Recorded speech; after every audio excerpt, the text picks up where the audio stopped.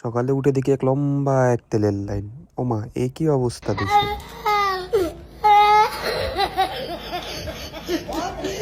এই ভাইটি তেল নিতে নিতে আমি দেখি আমার পিছনে দেখি একটা ব্যারিকেড লাগাই দিছে, আর নাকি তেল দিবে না।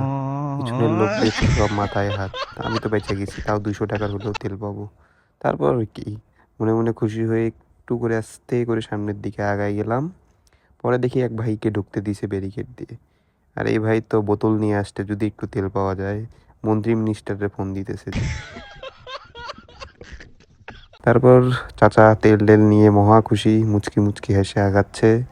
করছে, কেন ভিডিও করতেছো? এখন খুব খুশি চাচা। হেলমেট পরে যাওয়ার প্রস্তুতি নিতেছে। ততক্ষণে আমিও অনেক দূর আগে গেছি। সিরিয়ালই শেষ হয় না ভাই, কখন যে আমার সিরিয়াল আসবে। 200 টাকার তেলের জন্য এত বড় একটা সিরিয়াল ভাই। দেখেন আমার চেহারায় তো একদম বিরক্তের ছায়া স্পষ্ট বোঝা যাচ্ছে। কি করতেছে হেলার, তেল দিবেই কিনা? 200 টাকা তেল দিতে এত নাটক? আমার গাড়ির এক কোনাও ভরবে না। টুকি টুকি টুকি প্রায় আস্তে আস্তে আগাচ্ছে।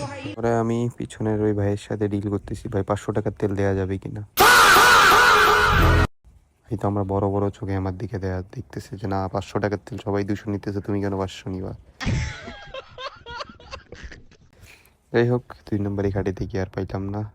তারপর চলে আসলো 200 টাকা পেইড করে সামনের দিকে আগাতে থাকলাম।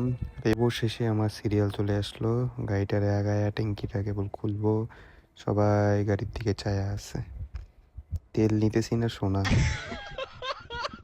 আমি একটু মিটারের দিকে দেখতেছি, 200 টাকার তেল দেবে, তা চুরি করলে হবে? চুরি করলে তো হবে না। তারপর মুরব্বি চায় আছে আমার দিকে। আমি দেখলাম তেল কোন কই কোনায় গেল।